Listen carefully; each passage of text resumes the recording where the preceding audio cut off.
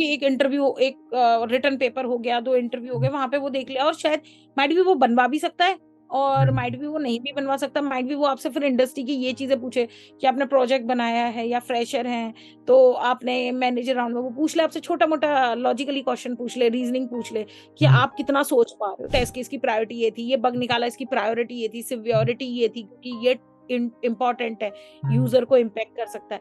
तो बहुत सारी साइट है जिसमें बहुत सारे इशू हैं। आप कोई भी छोटी-मोटी साइट उठा लो, जो आपको लग रहा है जिसमें बग हो सकते हैं या आपको लगा हो कि इसमें बग है, ये चीज़ सही होनी चाहिए, even even it's UI bug, तो आप उनको दिखाओ कि मैंने ये एक साइट पकड़ी। मैं नहीं कह रही बड़ी साइट, छोटी कोई भी बेकार साइट जिस पे भाई छोटी कंपनी की साइट है, उसे निकालो और आप दिखा दो उसके बाद, तो उसको समझ में आ जाएगा कि आप टेस्टिंग की है। तो ये हो गया आपके मैनुअल का पार्ट। एक चीज़ मैं कहूँगी, seat. I giving you one example. Seat is the introduction, your pattern you should follow the seat. ये मैंने कहीं पढ़ा था। तो सीट में क्या होता है, स्किल्स, एक्सपीरियंस और achievement and the type of person you are. तो आपको अपना इंट्रोडक्शन इन्हीं 4 लाइनों में खत्म करना है, 4 मॉड्यूल में। आप क्या, आपका नाम है, आपके स्किल्स क्या है कि मेरा नाम माधवी चौधरी है, मेरे को इस डोमेन की नॉलेज है, ये वाले टूल्स और टेक्नोलॉजी की नॉलेज है, मैं फंक्शनल ऑटोमेशन टेस्टर हूँ या फिर एसडेट हूँ, और उसके बाद एक्सपीरियंस मेरे को इतने सालों का है, ये डोमेन में कंपनी में इन क्लाइंट्स के साथ काम किया है। उसके बाद अचीवमेंट की मुझे कुछ अवार्ड्स मिले या फिर मैंने कुछ ट्रेनिंग की है अलोंग विद दैट, और टाइप ऑफ पर्सन की मैं किस तरह की इंसान हूँ जो मुझे लगता है कि इस इंडस्ट्री के लिए बेस्ट फिट कैसे हो सकते हैं, कि मैं मोटिवेटेड रहती हूँ, सेल्फ मोटिवेटेड हूँ, या फिर मेरे पास मैं अटेंटिव हूँ, ऑब्जर्वेंट हूँ। अब सिलेक्शन हो गया है, कंपनी में रिजाइन डाल दिया, एग्जिस्टिंग कंपनी में न्यू कंपनी को ज्वाइन कर लिया, बहुत सारे ऑफर लेटर में से एक को पिक कर लिया, बेस्ट सूटेड को आपकी चेकलिस्ट के अकॉर्डिंग 60 डेज और 90 डेज का नोटिस पीरियड पिक्चर में आ गया। इसको कैसे हैंडल करना है?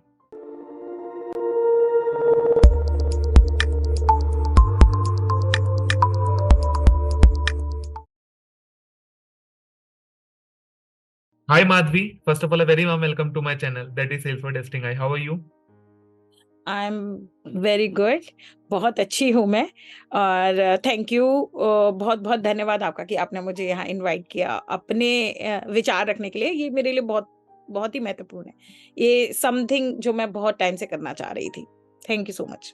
Really means a lot and बहुत सिंपल है, हर बार नया पॉडकास्ट आ रहा है, न्यू वीक न्यू पॉडकास्ट, जैसे हमारी सीरीज चली रही है।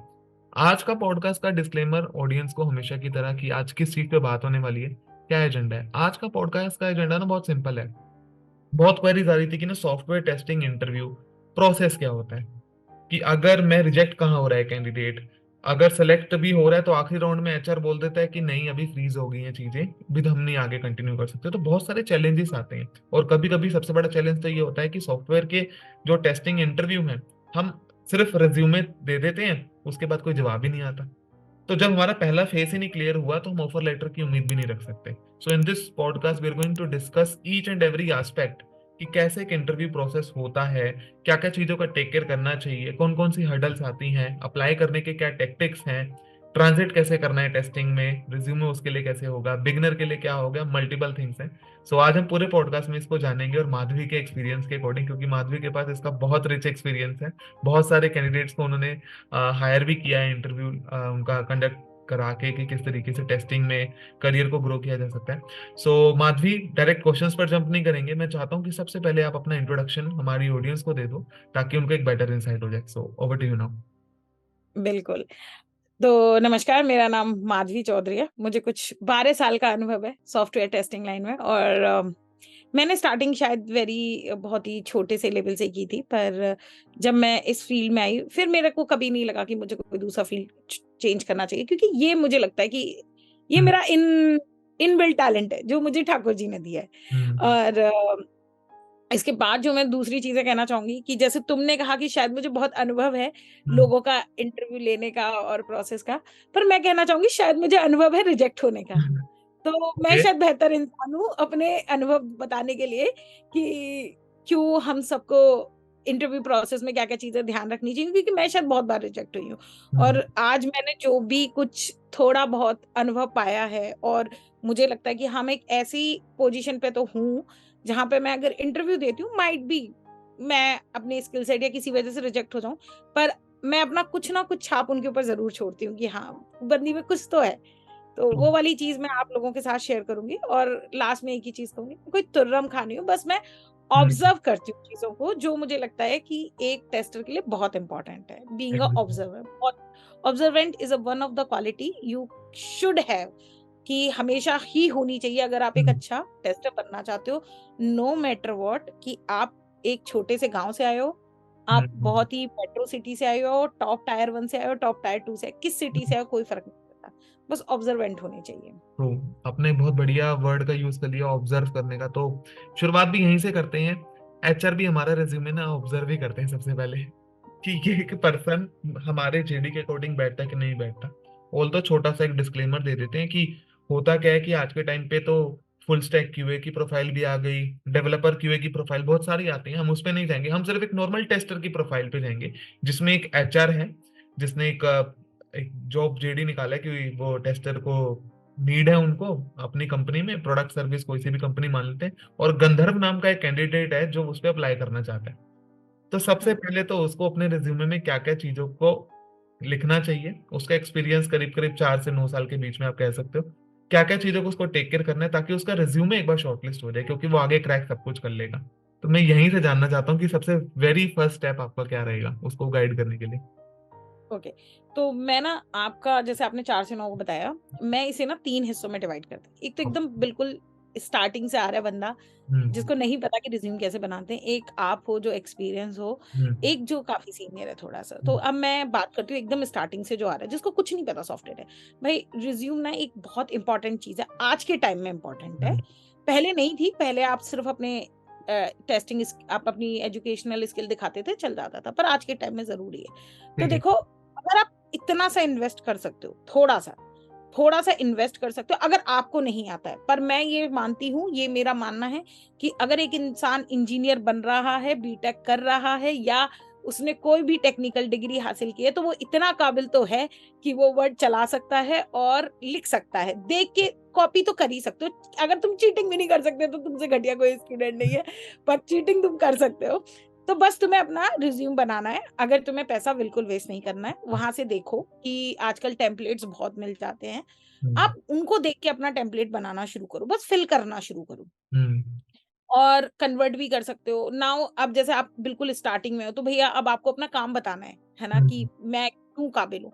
तो सबसे पहले प्रिपरेशन तो ज़रूरी करो, ये तो हुँ, बहुत ही इम्पोर्टेंट है। हुँ, आप as a young if very fresher आप टारगेट कर सकते हो कि आपने या तो कोई सर्टिफ़िकेशन हासिल किया है, कोई ट्रेनिंग ली है हुँ, या फिर आपने कुछ छोटे-मोटे प्रोजेक्ट या फिर आप कहो कि मैंने कुछ भी नहीं मिल रहा है ना, कुछ भी नहीं मिल रहा, कोई हुँ, एक पर्टिकुलर साइट उठाओ और उसका प्रोजेक्ट बनाओ कि मैंने इतने बग निकाले इस साइट में। एकदम ओके, लाइव साइट उठा लो, मैं कह रही फेसबुक उठा लो, हुँ, गूगल उठा लो, कोई भी उठा लो, कोई भी अपने हिसाब से कि एज़ अ टेस्टर मैंने ये जो-जो पढ़ा उसको मैंने इम्प्लीमेंट किया और ये बग निकाले। तो ये आपका एज़ अ फ्रेशर आप अपना काम दिखा सकते हो। उससे लगेगा कि बंदे में है वो एंथुसियाज़्म है, जेस्ट है कि वो कुछ करना चाहता है।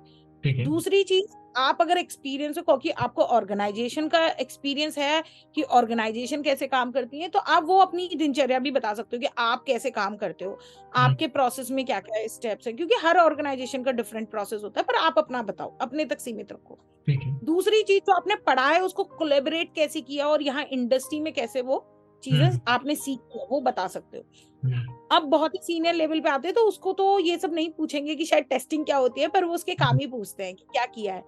और यहाँ पे मैं एक दूसरी छोटी-सी चीज़ हाइलाइट करना चाहूँगी कि जैसे कि बहुत लोग अपना काम नहीं कर पाते, क्योंकि देखो मैं बिल्कुल मानती हूँ कि जो हुँ, फ्रीलांस कर रहा है वो शायद अपने प्रोजेक्ट अपना काम दिखा सकता है। बहुत सारे लोग कर रहे हैं।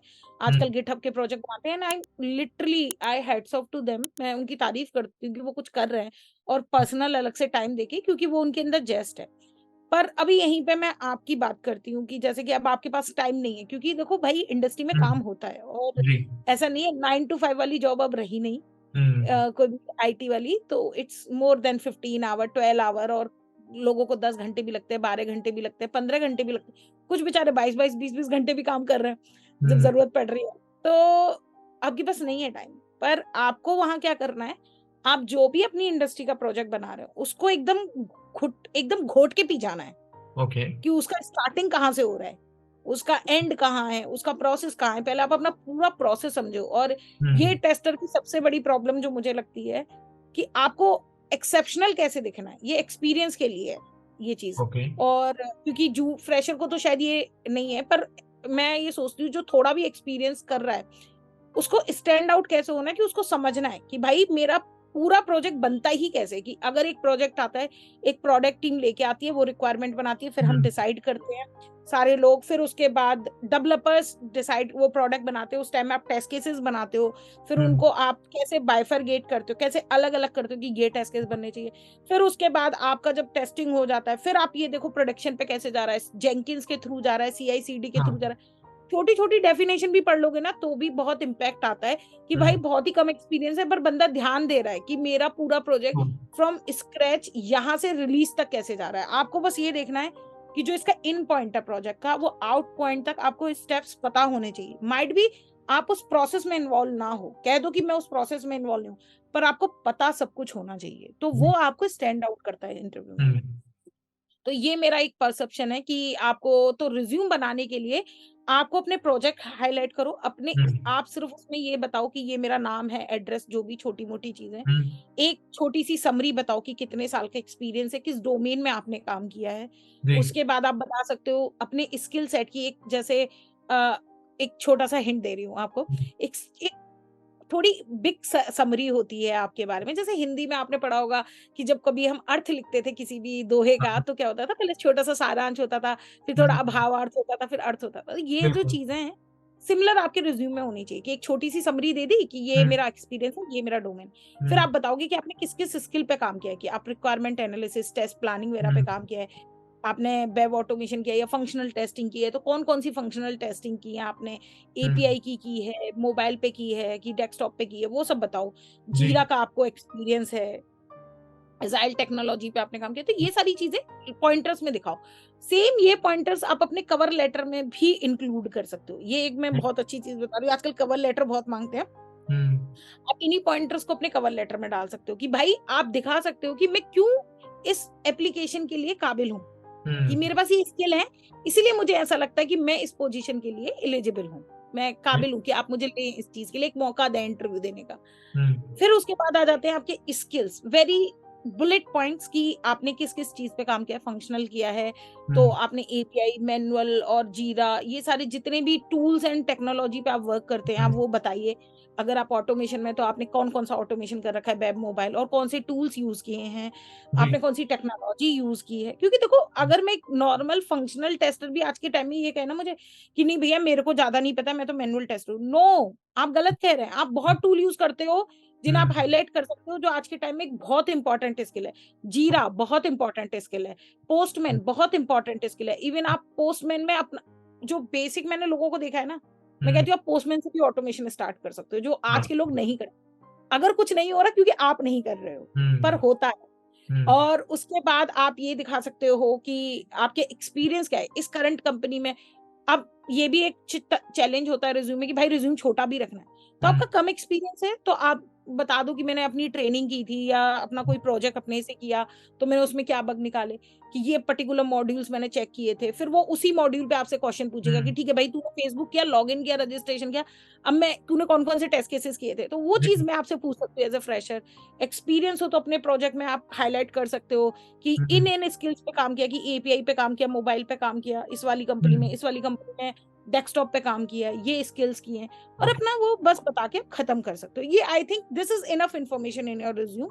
हम्म। और मैं लिटरली बताऊं, जो मुझे पर्सनली लगता है कि शायद वो पहला पेज ही होता है जो इम्पोर्टेंट होता है, जहाँ पे स्किल्स है ना, वहीं पे आपकी सब चीजें देखी जाती हैं, जो एचआर भी देखती है कि हम्म। कितने स्किल्स आपके पास हैं जो उसकी रिक्वायरमेंट में मैच बैठ रहे हैं। अगर it's more then 60 to 70% they call you for interview. वो सोचते हैं कि हाँ एलिजिबल कैंडिडेट है। और आप ये मत सोचो कि आपका रिज्यूम इसलिए नहीं सिलेक्ट हो रहा क्योंकि एचआर नहीं, मैं ये मिसकंसेप्शन हटाना चाहती हूँ। ऐसा हम्म। नहीं है कि एचआर आपका रिज्यूम रिजेक्ट है। ठीक है, बहुत बार ऐसा होता है कि शी बम्बार्ड, मतलब they bombard with a lot of resume, hmm. But आपके रिज्यूम अगर उसके पास है और बहुत ही अर्जेंट ओपनिंग है ऑर्गेनाइजेशन में, तो हम्म। भैया वो रिज्यूम जाता है लोगों के पास। अगर आपका रिजेक्ट हो रहा होगा might be because of that person जो आपकी स्क्रीनिंग कर रहा है, ओके। उसने रिजेक्ट किया होगा कि जैसे अगर मेरे पास आए, मान लो अगर 100 रिज्यूम आए, भाई मैं 100 पे बहुत पूरे 100 तो नहीं पढ़ूंगी बैठ के, पर मैं स्क्रीनिंग में क्या देखूंगी कि इसके स्किल सेट, मेरी जो अभी मेरा प्रोजेक्ट चल रहा है उसमें ये स्किल सेट जरूरी है क्या, इसके पास ये है। अगर आउट ऑफ 50 60 70 है तो कोई भी बंदा किसी को रिजेक्ट नहीं करेगा, वो आपको कॉल आउट करेगा, पर आपके तरीके अच्छे होने चाहिए अपने रिज्यूम में। तो वो चीज एक मुझे लगती है। तो ये आईडी कार्ड है, आईडी कार्ड होना तो चाहिए ढंग का। True true. इसमें ना एक सबसे इम्पोर्टेंट पॉइंट जो अब जिस पे मैं बात करने वाला हूँ, आपने बताया प्रोजेक्ट स्केल, और पहला पन्ना ही मतलब सब कुछ है। तो स्केल के मामले में हमें ये चीज क्लैरिटी मिल गई कि 50 60 70 में कॉल आने के चांसेस बढ़ रहे हैं, मींस प्रोबेबिलिटी बढ़ रही है, और जितनी प्रोबेबिलिटी बढ़ेगी उतना हमारा हाइयर चांस है आगे तक पहुंचने का, फर्स्ट स्टेप को क्लियर करने का, क्योंकि फर्स्ट स्टेप मेन है। आप जितना मर्जी टेकी हो, बट जितना आप उस लेवल 1 को क्लियर करने में एफर्ट्स लगाओगे वो ज्यादा आपका है। अब इसी में एक चीज आती है कि प्रोजेक्ट्स, अब सबसे बड़ी चीज होती है इसमें, मैं आपको थोड़ा सा केस स्टडी की तरह पूछूंगा क्योंकि आपका एक्सपीरियंस एकदम प्रैक्टिकल है। हमारी कैचअप में भी बात हुई थी कि हम जो भी बात करेंगे प्रैक्टिकल बात करेंगे। फॉर एग्जाम्पल, यहाँ डेवलपर टेस्टर को कंपेयर नहीं करूंगा, डेवलपर के एग्जाम्पल से टेस्टर की केस स्टडी निकालते हैं। एक पर्सन है, उसका नाम तुषार है, वो डेवलपर है।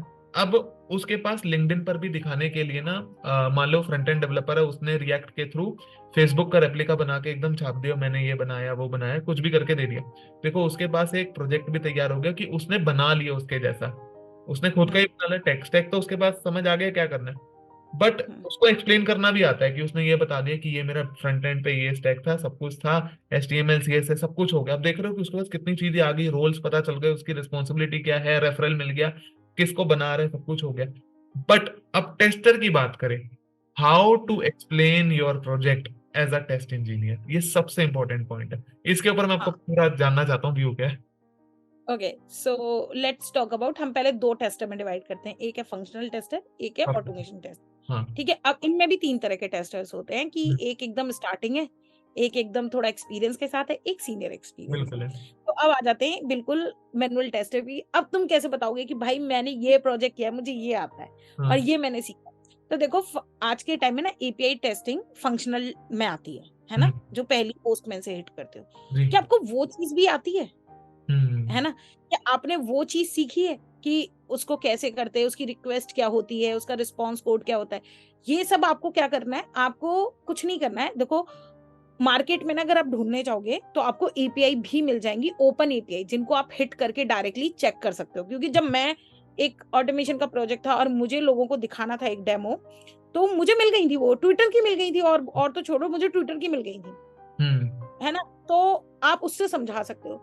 आपको प्रोजेक्ट ढूंढने हैं तो आपको क्या करना है, आपको एक सिंपल सा, हाँ देखो डेटाबेस बनाना सबको सिखाया जाता है बीटेक में, मतलब जो मेरे को लगता है। तो आप उससे एसक्यूएल से कोई टेबल वगैरह बना लो, वहां से डेटा फैच करके देख लो, जो आपको ये दिखा सकता है कि आपकी डेटाबेस टेस्टिंग अच्छी है। ठीक है, वहां पे आप अपने स्किल से देख सकते हो। दूसरी चीज आपको अगर दिखाना कि भाई मेरे को फंक्शन है, कोई भी साइट उठाओ, जैसे कि मैंने पहले एग्जांपल दिया, आप कोई भी साइट उठाओ, ओके। उसको कहो कि भाई मैंने इसके ये मॉड्यूल चेक किए, इस मॉड्यूल में मैंने इतने नंबर ऑफ टेस्ट केसेस बनाए हैं, ये मेरे की पॉइंट ऑफ टेस्ट केसेस हैं। वहीं से आप ये हाईलाइट कर सकते हो कि भाई आप कितने अच्छे ऑब्जर्वेंट हो, आप कितने टेस्ट केसेस, क्या आप सोच पा रहे हो कि मुझे एक, मतलब ऑटोमेशन तो छोड़ ही दो, कि आप एक सोच पा रहे हो ये बात कि भाई मुझे क्या-क्या चेक करना है किसी चीज़ में, ओके। है ना? तो वो चीज़ आप हाइलाइट करके दिखा सकते हो। आप अपनी ट्रेनिंग दिखा सकते हो कि भाई मैंने ये ट्रेनिंग की है, इसमें ये ट्रेनिंग में भी कुछ प्रोजेक्ट दिखाते हैं, कुछ नहीं तो मैंने सबसे सिंपल तरीका बताया, कोई भी साइट उठाओ। आजकल मैं बता रही हूँ, आप और आपको लग रहा है ना, चलो गूगल और फेसबुक तो बहुत ही अच्छी साइट है जिन पे एक टेस्टर है। आप ऐसी साइट उठाओ, बहुत एक छोटा सा एग्जांपल देती हूँ। आजकल ना बहुत कंपनियां, ये भी शायद आगे चल के एक अच्छा टॉपिक है वैसे आपके लिए, कि बहुत कंपनियां ये सोच रही है नो टेस्टर अप्रोच, है ना। हाँ। तो आप उनकी चीजें उठाओ, उनकी साइट उठाओ और उसमें बग निकालो और दिखाओ कि देखो ये टेस्टर नहीं था यहाँ पे। आप वहां पे दो चीजें हाईलाइट करो, ये टेस्टर नहीं था, ये इसका बग पकड़ा है मैंने।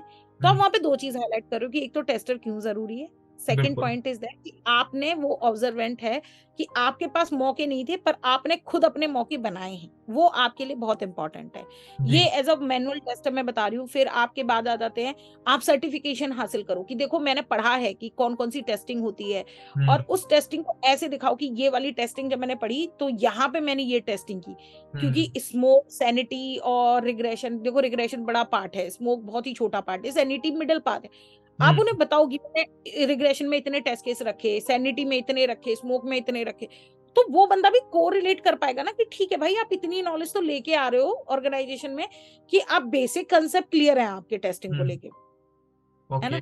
तो वो चीज़ आप अपनी हाइलाइट करके दिखा सकते हो। हुँ, आप ये दिखा सकते हो प्रायोरिटी, सिवियरिटी कि मेरे इस टेस्ट केस की प्रायोरिटी ये थी, ये बग निकाला इसकी प्रायोरिटी ये थी, हुँ, सिवियरिटी ये थी क्योंकि ये इम्पोर्टेंट है, हुँ, यूज़र को इम्पैक्ट कर सकता है। तो बहुत सारी साइट है जिसमें बहुत सारे इश्यू हैं। आप कोई भी छोटी-मोटी साइट उठा लो, जो आपको लग रहा है जिसमें बग हो सकते हैं, हुँ, या आपको लगा हो कि इसमें बग है, ये चीज़ सही होनी चाहिए, even even it's UI bug, तो आप उनको दिखाओ कि मैंने ये एक साइट पकड़ी। मैं नहीं कह रही बड़ी साइट, छोटी कोई भी बेकार साइट जिस पे भाई छोटी कंपनी की साइट है, उसे निकालो और आप दिखा दो उसके बाद, तो हुँ, उसको समझ में आ जाएगा कि आप टेस्टिंग की है। तो ये हो हुँ, गया आपके मैनुअल का पार्ट।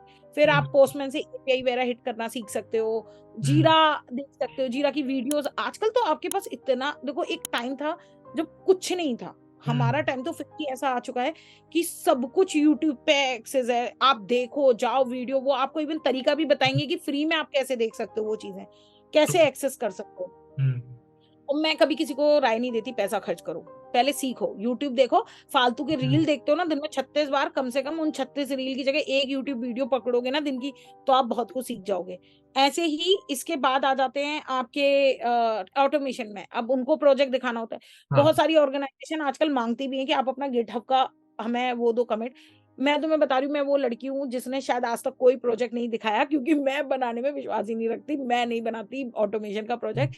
हाँ, पर मैं अपने कंसेप्ट बहुत क्लियर रखती हूँ, क्योंकि मैं जो ऑर्गनाइज़ेशन में सीख रही हूँ, मैं हुँ, उसको क्लियर थॉट प्रोसेस रखती हूँ। और अगर मुझे कुछ दिखाना है प्रोजेक्ट, आजकल तो इवन आपका टेस्ट, ये एक इंटरव्यू का प्रोसेस हो चुका है, कि वो हुँ, आपको एक प्रोजेक्ट देंगे और उसमें देखेंगे कि आप इस प्रोजेक्ट को कर पा रहे हो कि नहीं कर पा रहे हो।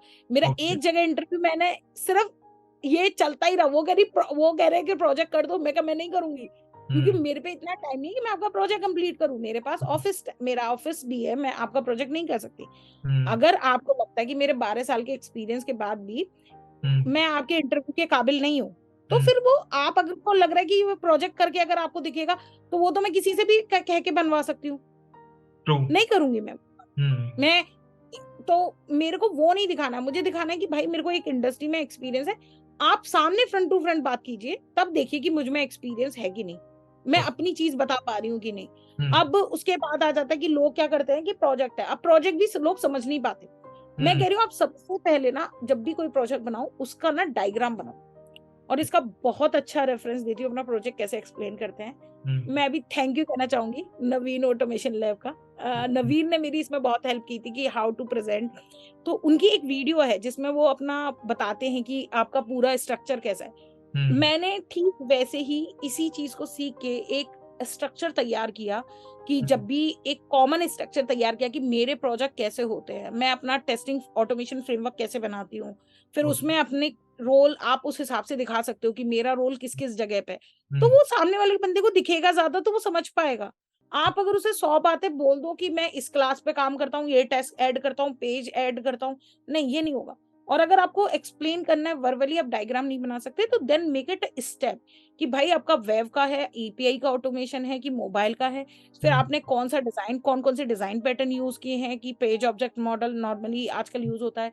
आपने सॉलिड प्रिंसिपल यूज़ किए हैं या फिर आपने हुँ, डेटा डिज़ाइन किया है। कोई जिस तरह की भी डिज़ाइन पैटर्न आपको पता होना चाहिए कि आप जो फ्रेमवर्क बन रहा है, अगर आपको नहीं पता, बिल्कुल। अपने सीनियर से जाके पूछो कि इसमें कौन-कौन से डिज़ाइन पैटर्न है। हुँ, तो उससे आपको आइडिया लगेगा। आप उससे पॉइंटर्स बनाओ अपने फ्रेमवर्क के, कि देखो भाई ये मेरा प्रोजेक्ट है वेब में, ये मैंने इस टूल्स के साथ बनाया, सेलेनियम या रेस्ट एश्योर्ड के साथ। इसके बाद मैंने ये डिज़ाइन पैटर्न यूज़ किए हैं, सॉलिड प्रिंसिपल, ऊप्स कांसेप्ट, और ये भी हाइलाइट कर सकते हो कौन-कौन सी जगह ये ऊप्स कांसेप्ट आपने यूज़ किए हैं। उसके बाद आप बता सकते हो कि भई मैंने ये सब बनाने के बाद हमारी रिपोर्टिंग सिस्टम कैसी है, हम्म, हमारी एरर हैंडलिंग कैसी है, कि मतलब हम स्क्रीनशॉट ले रहे हैं या नहीं ले रहे हैं, या फिर हम वैलिडेशंस कैसे कर रहे हैं, एपीआई वगैरह में है, हम पोजो बनाते हैं कि नहीं बनाते हैं अगर एपीआई कर रहे हैं। तो ये सारी चीजें आप उन्हें हाईलाइट कर सकते हो, उनको ओके, बता सकते हो कि आपकी रिपोर्टिंग कैसे होती है। आप अगर ब्राउजर स्टैक पे चला रहे हो या EC2 इंस्टेंस ले रहे हो क्लाउड पे चला के, या हाँ, लेंटा पे चला रहे हो, कहीं भी चला रहे हो, वो बताओ उन्हें, हम्म, उनको खुद समझो। इवन बहुत लोगों को मैंने देखा है बस वो चल रहे होते हैं ऑर्गेनाइजेशन की, ठीक है चल रहा है काम चल रहा है। CI/CD पाइपलाइन होगी ना, कभी खोल के भी तो देखो ना कि वो CI/CD पाइपलाइन चल क्या रही है। हम्म, बटन क्लिक मत करो, समझो, थोड़ा हम्म, पता करो। अरे कुछ नहीं तो वो सामने ही स्टेजेस चलती हैं, वो स्टेजेस देखो, वो पता करो कि ये स्टेजेस पे चल कैसे रहा है। तो हम्म, वहां पे जब आप ये चीजें समझने लगते हो तो मुझे लगता है कि आप काफी हद तक अच्छा एक्सप्लेन करते हो, कि बंदे को पता होता है। भाई माइंड में मैं तो ऐसे जज करती हूँ कि भले ही बंदा सही से ना बता पा रहा हो, पर हम्म, उसको अपना पता है ना, मेरे लिए वो भी काफी है। मुझे ऐसा लगता है कि बंदे में एक है कि वो उस चीज को समझना चाह रहा है, तो वहां से आप अपने प्रोजेक्ट एक्सप्लेन।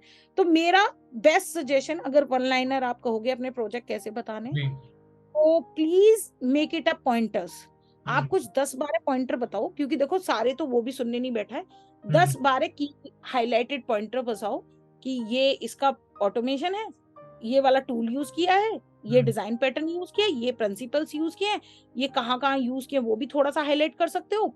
और अगर आपने कुछ इंटीग्रेशन किया हो कि मान हम्म, लो पहले दूसरा सिलेनियम 3 था आपका, फिर सिलेनियम 4 पे माइग्रेट हुए, जी, तो क्या प्रॉब्लम्स आए, या फिर रिपोर्टिंग कैसे कर रहे हो, एरर हैंडलिंग कर रहे हो कि नहीं कर रहे हो। उसके बाद टेस्ट केसेस का आप कितना आपने सूट बनाए हैं कि नहीं, आपके सैनिटी सूट है, रिग्रेशन सूट है, स्मोक सूट है, तो वो सब चीजें भी हाईलाइट करो, जिससे कि ओके, बंदे को देख के लगे कि बंदा सही है। CI/CD से इंटीग्रेट कर रखा है आपने, उसकी हम्म, रिपोर्टिंग कैसे चलती है, उसको शेड्यूल करवा रखा है, पैरेलल में टेस्ट केसेस करवा रखे हैं, तो वो चीजें आपको हाईलाइट करनी पड़ेंगी। ओके। तो जब अब हमने प्रोजेक्ट को समझ लिया और उसकी डिफरेंट कैटेगरीज के अकॉर्डिंग भी समझ लिया कि किस टाइम पे क्या क्या एक्सप्लेन करना है, पॉइंटर्स के ऊपर हमें मेन फोकस करना है, क्योंकि आपने बहुत सही कहा कि किसी के पास इनफ टाइम नहीं है कि वो आपके पूरे प्रोजेक्ट का पूरा एंड टू एंड फ्लो सुने। उसे मेन मतलब वो है कि मेरा जेडी है, इसका स्किल सेट, करंट प्रोजेक्ट का एक्सपीरियंस, क्या मैं जिस पे मैं करना चाहता हूँ उस पे मैच हो रहा है कि नहीं हो रहा है, या वो ट्रांसलेट करना चाहता है तो उसको कॉन्फिडेंस कितना है कि नहीं है। अब हम्म, बहुत सिंपल क्वेश्चन मैं यहीं से करूंगा, बैक टू बेसिक्स बोलूंगा मैं इसको। होता क्या है कि जैसे बहुत कमेंट्स आते हैं मुझे, और ड्यूरिंग कैचअप हमारी इस चीज को लेकर बात भी हुआ था कि इस पॉइंट को हम किस तरीके से ऑडियंस को डिलीवर करेंगे ताकि एक इम्पैक्ट क्रिएट हो इस क्वेश्चन के थ्रू। रूरल इंडिया से जब कोई भी टेस्टर या टेस्टर बनने की चाह रखता है, बहुत सारी ऑर्गेनाइजेशन में अप्लाई करता है, हम्म। तो फिर भी उसका नहीं होता। हाँ, तो इसके उसके ऊपर लिए आपका मैं, मैं कोई जानूंगा। हाँ तो सबसे पहले तो मैं बताती हूँ, मैं खुद भी बहुत ही मतलब मैं टीयर कह सकते हो टीयर 2 सिटी से आई हूँ, मैं अलीगढ़ से आई हूँ, कहीं हम्म, ज्यादा यूपी से अलीगढ़ से आई हूँ। हम्म, और मैं हिंदी मीडियम से पढ़ी हूँ, मैं हम्म, पहले बता देती हूँ। ओके, मैं वो लड़की थी जिसे ढंग से इंग्लिश भी नहीं बोलनी आती थी, हम्म, जिसने कभी इंग्लिश देखी नहीं। मेरा कॉन्फिडेंस भी हम्म, बहुत ही गंदा था, बहुत गंदा था इंग्लिश में। हम्म, तो मैं जब बीटेक में आई, मेरे लिए तो सबसे बड़ा स्ट्रगल ये था कि वहाँ इंग्लिश में लिखना पड़ता था। तो हम्म, पहले मैं हिंदी में सोचती थी, फिर उसे ट्रांसलेट करती थी, फिर बनाती थी। धीरे-धीरे जब मैं आई, तो मैंने चीज़ों को समझना शुरू किया। देखो, आपके पास रिसोर्सेज़ ना हमेशा कम रहेंगे। आप जब भी देखोगे ना, मैं कह रही हूँ, मैं आज भी मुझे लगता है कि मैं बहुत कम जानती हूँ। लोग मुझसे बहुत ज़्यादा जानते हैं। हम्म, पर मैं जब अपनी जर्नी को देखती हूँ कि जहाँ से मैंने शुरू किया, वहाँ से तो मैंने बहुत कुछ सीखा है ना। तो पहले तो ये समझो कि आपके पास जो है, आपको उसमें से बेस्ट निकालना है ठीक है, ना? आपको अंग्रेज़ी नहीं आती है, कोई बात नहीं है। देखो, आपका रिजेक्शन आपकी अंग्रेज़ी की वज़ह से कम, आपके स्किल्स की वज़ह से ज़्यादा होता है। अंग्रेज़ी सिर्फ़ आपके लिए बैरियर पता है कहाँ पर है? हम्म, जहाँ आपको लगता है कि अब मैं सीनियर लेवल की पर्सन हूँ। हम्म, ऑब्वियसली मैं स्टेक होल्डर से डिस्कस करूँगी। If my stakeholder is a foreign person, hmm, अगर मैं इंडियन कंपनी में हूँ, तो मैं आपको बता दूँ कोई मायने नहीं रखता। मैं ऐसी कंपनी में काम करती हूँ जो शायद एक अच्छी रेपुटेटेड कंपनी है, पर वहाँ पे भी सब हिंदी बोलते हैं। ऐसा कोई नहीं है कि अंग्रेज़ी हम्म, ही ज़रूरी है। गॉट पर इट, जब ज़रूरत पड़े तो वहाँ आनी चाहिए। एज़ अ एक्सपीरियंस पर्सन ये मैं मानती हूँ कि आपका कम्युनिकेशन इम्प्रूव होना चाहिए, क्योंकि हो सकता है आप चेन साउथ की कंपनियों में काम करोगे, वहाँ पे उनको नहीं आती है, तो आपको कोई तो एक कॉमन पॉइंट लाना ही पड़ेगा ना। मैं हम्म, ये नहीं कह रही कि उन्हें हिंदी सीखने की ज़रूरत है या आपको तमिल, ये वाले चीज़ में नहीं जाएँगे। पर हाँ, एक कॉमन लैंग्वेज आपको लानी पड़ेगी, ठीक हम्म, है? तो उनकी भी वो है कि थोड़ी इंग्लिश उन्होंने भी पढ़ी है, थोड़ी इंग्लिश आपने भी पढ़ी है, तो this is the best, you can do it. Okay. अब मैं फ्रेशर की बात करती हूँ। भाई अगर आपको हिंदी आती है या तमिल आती है, कोई भी भाषा आती है, ठीक है, तो आपके लिए तो एक अच्छी बात है कि अब आपको पता है कि आपको किस सिटी में जॉब ढूंढनी है। Now you have a very good down size thing कि भैया अब आपको, अगर आप हिंदी बोलते हो तो नॉर्थ में ढूंढो। आजकल तो बेंगलोर में भी हिंदी बोल देते हैं कहीं। ओके। और अगर आपको तमिल वगैरह में बोलना है तो साउथ में ढूंढो, साउथ वाले साउथ में, पुणे में भी हिंदी बोलते हैं, ठीक है। अब आपके लिए एक चीज तो यहाँ तो एक एक हो गया ब्रेक पॉइंट कि किस किस जगह तुम्हें, किस कंपनियों में तुम्हें टारगेट करना है। ओके। फिर आपको क्या होता है कि जब आप इंटरव्यू देने जाते हो, ठीक है, इतना तो प्रिपेयर करके जाओ।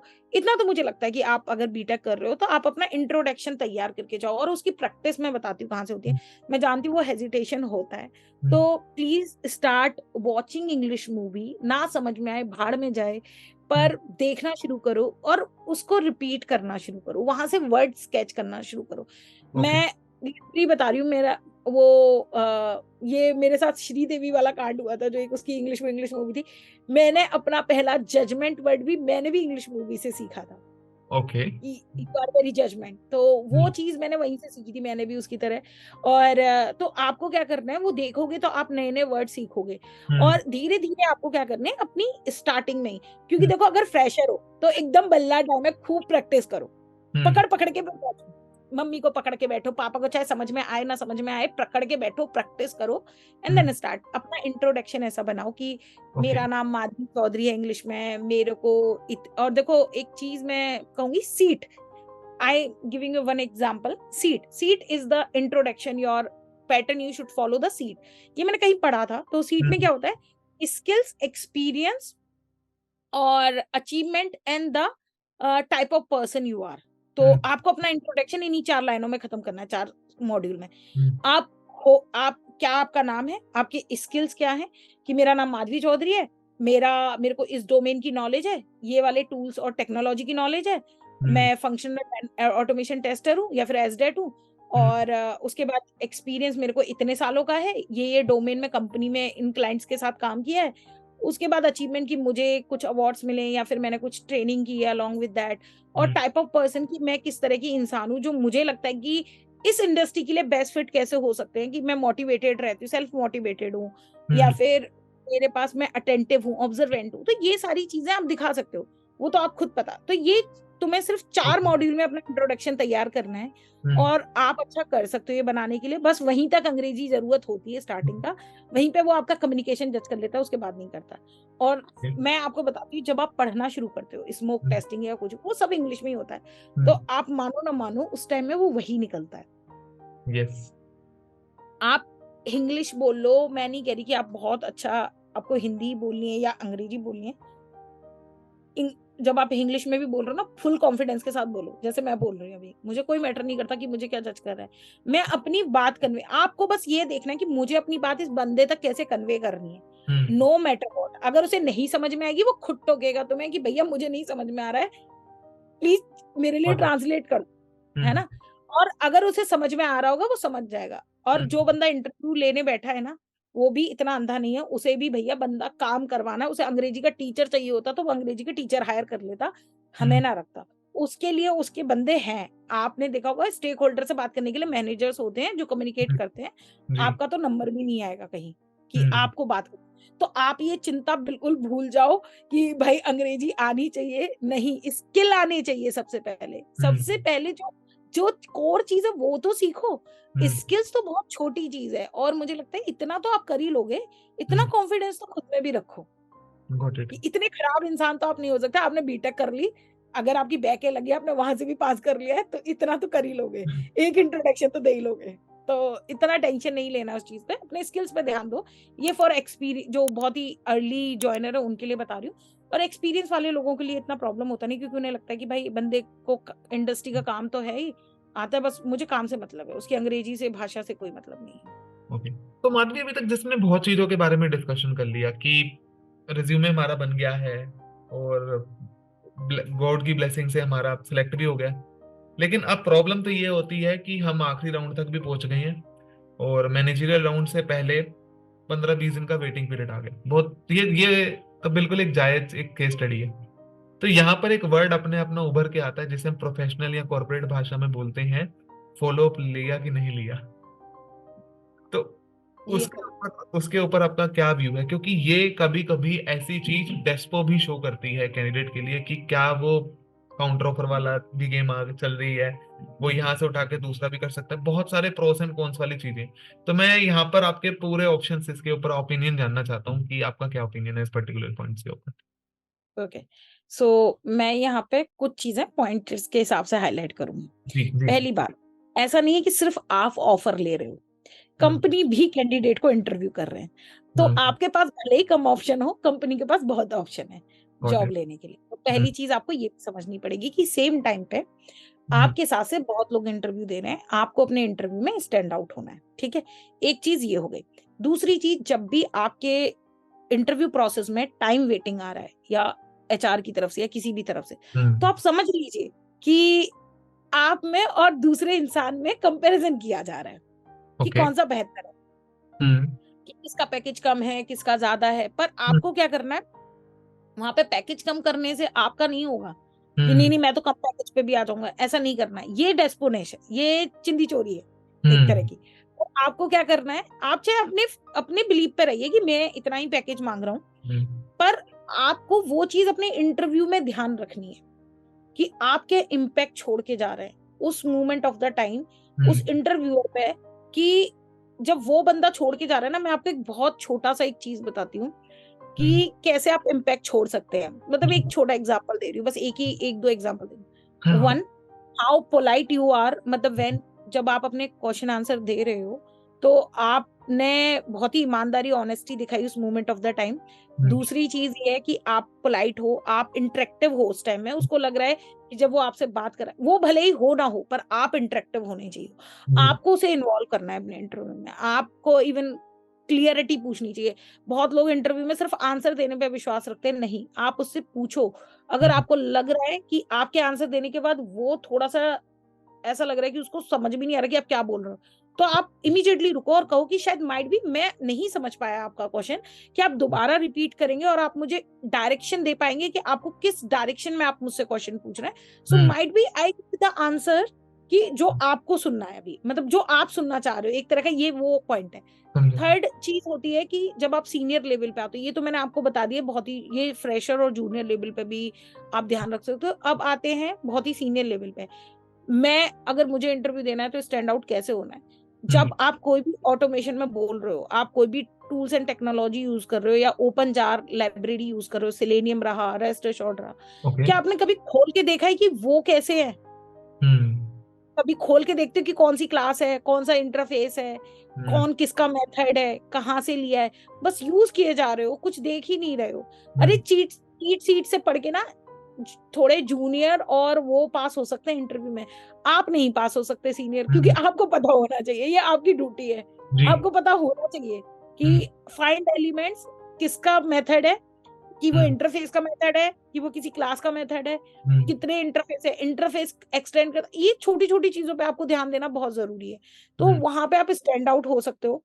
हम्म अब आ जाते हैं कि जब आप वहां पे प्रभाव छोड़ते हो, तो डेफिनेटली जब आपका कंपैरिजन हो रहा होता है किसी और दूसरे इंटरव्यूअर के हम्म साथ, कि किसी मतलब एक दूसरे इंटरव्यू जिसने इंटरव्यू दिया है, तो आप कैंडिडेट के साथ वो देखते हैं। देखो, बहुत हद तक ना डिसीजन उसी बंदे पर निर्भर करता है जिसने इंटरव्यू लिया है हम्म आपका। और वो चाहे आपका पैकेज सामने वाले से ज्यादा ही क्यों ना हो, अगर उसने कह दिया ना कि आप अच्छे कैंडिडेट हो, हम्म। कोई नहीं रोक सकता, कोई नहीं रोक सकता आपको वहां आने से। तो ओके। ये बहुत ध्यान रखो कि फ्रॉम द बिगिनिंग, इवन यहाँ पे मैं एक बात हाईलाइट और करना चाहूंगी, जी। जब आप किसी कंपनी में अप्लाई करते हो किसी के थ्रू, क्योंकि हम्म देखो बहुत सारे लोग हैं लिंक्डइन पे, इजी अप्लाई करते रहते हो, नौकरी पे भेजते हम्म रहते हो, पर जब आप किसी के रेफरल के थ्रू जा रहे हो, तो हम्म। आप जिससे रेफरल भी मांग रहे हो ना, उससे इज्जत के साथ रेफरल मांगो। ओके। आप उससे ये मत बोलो any opening in your organisation, भाई साहब वो फुक्का नहीं बैठा है, उस पे हम्म भी बहुत काम है, कंपनी में बहुत प्रेशर है उसके ऊपर भी, वो आपके लिए ओपनिंग नहीं ढूंढेगा। वो हम्म। तभी, वो खुद अपने लिए ओपनिंग ढूंढ नहीं पा रहा है, आपके लिए क्या देखेगा अपनी कंपनी में ढंग जी। से? तो आपको थोड़ी रिसर्च करनी है वहां पे कि हम्म इस कंपनी में अगर आपको लग रहा है कि ये अच्छी कंपनी है, मुझे इस कंपनी में इंटरव्यू देना है, आप रिसर्च कीजिए कि ओपनिंग है कि नहीं। अगर ओपनिंग नहीं है तब वहां ऐसे बंदों से कनेक्ट कीजिए जो सेम प्रोफाइल में है।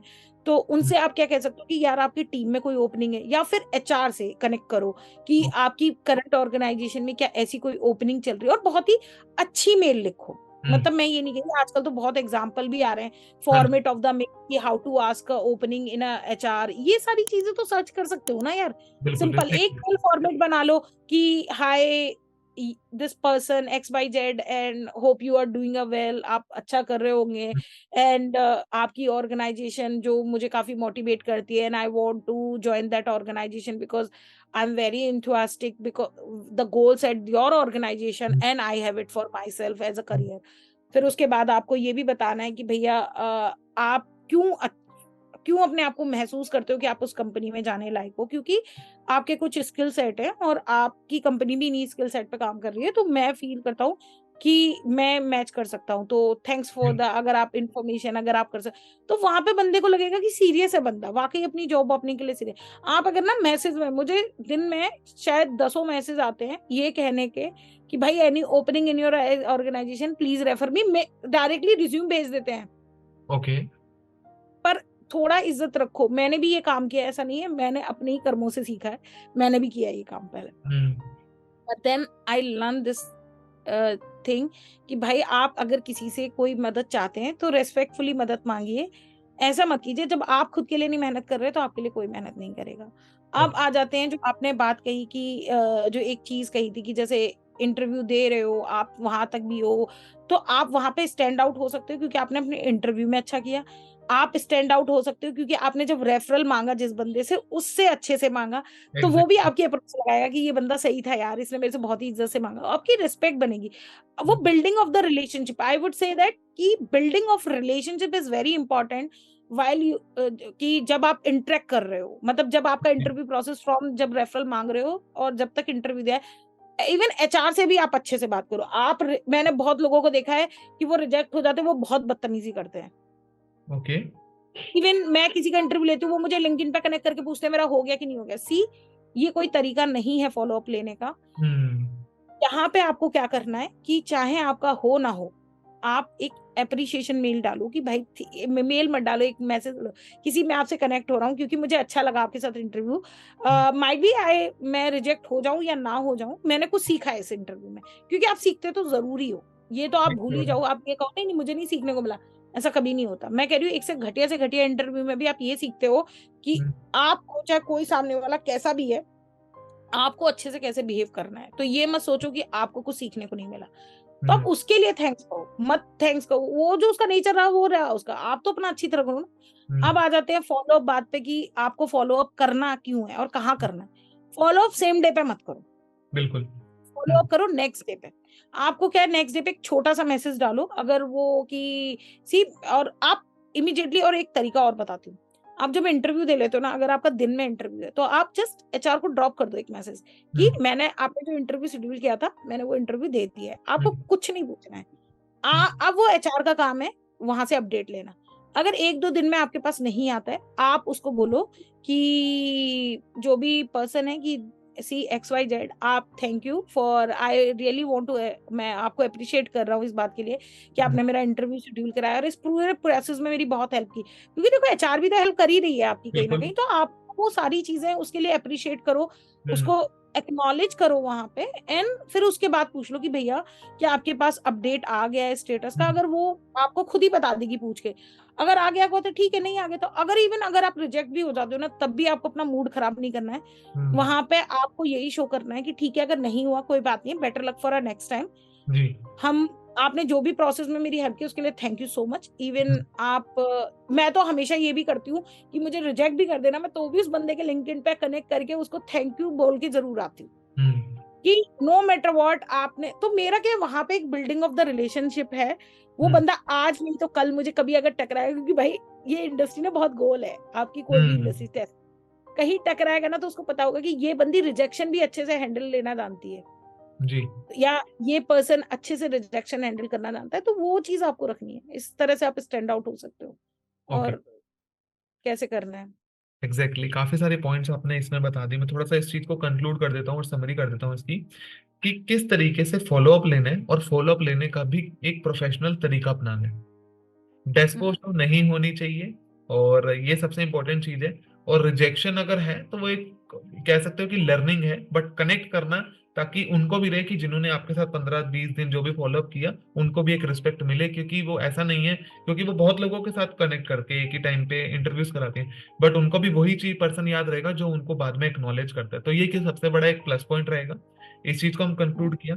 अब इसी में मैं, माधवी, आपका जैसे 1 डिकेड से ऊपर का एक्सपीरियंस है, सर्विस और प्रोडक्ट दोनों ऑर्गेनाइजेशन में वर्किंग एक्सपीरियंस है, सबसे बेस्ट पार्ट तो ये। बहुत सिंपल हम्म। क्वेश्चन, सॉफ्टवेयर टेस्टिंग के इंटरव्यू प्रोसेस में क्या डिफरेंशिएशन होता है आपके ओपिनियन के अकॉर्डिंग, प्रोडक्ट हाँ वर्सेस तो सर्विस? प्रोडक्ट का और सर्विस में मैं ये कहना चाहूंगी डिफरेंस यही है कि जब सर्विस स्टार्ट करती है ना, वो बहुत ज्यादा फोकस नहीं करती है कि आपके स्किल सेट कितने ज्यादा इंपॉर्टेंट है। ठीक है, आजकल तो वो भी हम्म। आपसे प्रोग्राम वगैरह बनवा के देखते हैं, पर वो इतने हाई लेवल के नहीं होते। पर प्रोडक्ट थोड़ा सा है इसमें कि आपका पहला राउंड ही टेक्निकल से शुरू होगा, या फिर वो आपको एक लिंक भेजेंगे कि आप ये टेस्ट दीजिए। और जब आप ये टेस्ट क्वालिफाई कर जाएंगे टेक्निकल का, कि ये हम्म। इतने पॉइंट ऑफ, आप देखेंगे आजकल हैकाथन और इन सब के लिंक आते हैं कर आपके रहे हैं पास वो। इंटरव्यू।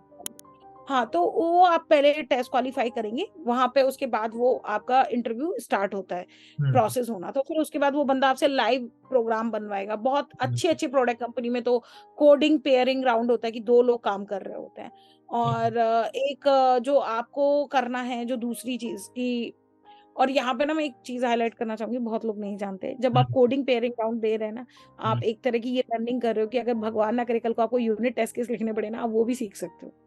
ओके। बहुत ऐसा क्लियर नहीं बता, पर ये this is one of the good point मैं I am highlighting. Next thing, आप जो प्रोडक्ट में होते हैं वहां टेक्निकल राउंड आपके होते ही होते हैं, जब तक फर्स्ट और सेकंड राउंड तक तो होते हैं, 3 राउंड तक, हम्म। अगर आप जूनियर से। फिर उसके बाद आपसे जो मैनेजरियल राउंड होते हैं, वो कुछ आपसे टेक्निकल भी पूछ सकते हैं, या हो सकता है आपसे टेक्निकल में आपसे वो चीजें प्रोग्राम ना बनवाए, क्योंकि वो आपकी 2 राउंड में प्रोग्रामिंग देख चुके हैं, गॉट इट। है ना। क्योंकि एक इंटरव्यू, एक रिटर्न पेपर हो गया, 2 इंटरव्यू हो गए, वहां पे वो देख लिया, और शायद माइट भी वो बनवा भी सकता है, और हम्म। माइट भी वो नहीं भी बनवा सकता। माइट भी वो आपसे फिर इंडस्ट्री की ये चीजें पूछे कि आपने प्रोजेक्ट बनाया है या फ्रेशर हैं, तो आपने मैनेजर राउंड में वो पूछ ले आपसे, छोटा मोटा लॉजिकली क्वेश्चन पूछ ले, रीजनिंग पूछ ले कि हम्म। आप कितना सोच पा रहे हो, तो वो चीजें वो रखते हैं। तो ये मुझे लगता है कि एक पॉइंटर है जो प्रोडक्ट कंपनी में और सर्विस में ये होता है कि ज्यादातर वो पहला राउंड खुद ले लेते हैं, तो इसमें वेरी बेसिक क्वेश्चंस आते हैं। नेगेरो एक ऐसी सर्विस कंपनी है जो आज भी एक रिटर्न पेपर देती है, but it's a logical reasoning based question. और ओके। टेस्टिंग है तो इनको क्वेश्चन वैसे होते हैं, पर उसके अलावा वो नॉर्मली आपसे पूछते हैं। हम्म। और नॉर्मल क्वेश्चन के स्टैंडर्ड, और आजकल मैं जो देख रही हूँ कि आजकल लोग ना इंटरव्यू क्वेश्चन जो शेयर करते हैं, उसमें बहुत लोग कहते हैं कि दे आप शेयर कर रहे हो तो स्टैंडर्ड गिरा रहे हो, वही एक रिपीटेटिव। क्योंकि ऑब्वियसली सी बात है ना भाई, बंदा वही है। एक इसको 2 तरीके से लो, पॉजिटिव भी लो, नेगेटिव भी लो। पॉजिटिव इसलिए कि आपको एक इंटरव्यू के लिए ये पॉजिटिव साइड है कि भाई उसको सेट ऑफ आइडिया हो जाता है कि हाँ। मेरे पास कैसे किस तरह के क्वेश्चन आने वाले हैं, कि ये लेवल ऑफ द, मतलब उसकी डिफिकल्टी लेवल इस जी। तरह का है। पर जो नुकसान यहाँ पे कहाँ पर है कि हो सकता है कि आपने वो रट्टा मार लिया क्वेश्चन, मैं आपको अच्छे से इवेलुएट ही ना कर पाऊँ। ठीक हम्म। है कि मुझे लगा कि आपने एक रट्टा मारा और आपने सारे क्वेश्चन के आंसर दे दिए, पर मैं आपको इवेलुएट नहीं कर पाऊंगी ढंग से। और फिर उसके बाद क्या होता है कि आप आ तो गए और आपसे काम का प्रेशर ही नहीं झेला जा रहा, या आप काम वो नहीं कर पा रहे, है ना। हाँ। तो वो चीज मुझे ऐसा लगता है कि नहीं होनी चाहिए वहां पे।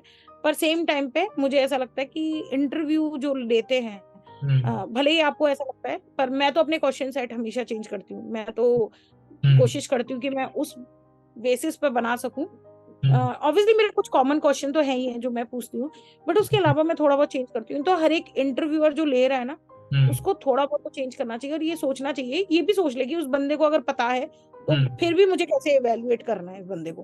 ओके। तो वो तो थोड़ा दोनों साइड पे काम है, ओके, तो जो माधवी, मुझे लगता है। इसी में एक क्वेश्चन आता है कि जैसे अभी तक हमने ना, अब हो गया कि मैं मैनेजरियल राउंड में भी सिलेक्ट हो गया, मेरे पास ऑफर आ गया, हम एंड पे आ रहे हैं पॉडकास्ट में।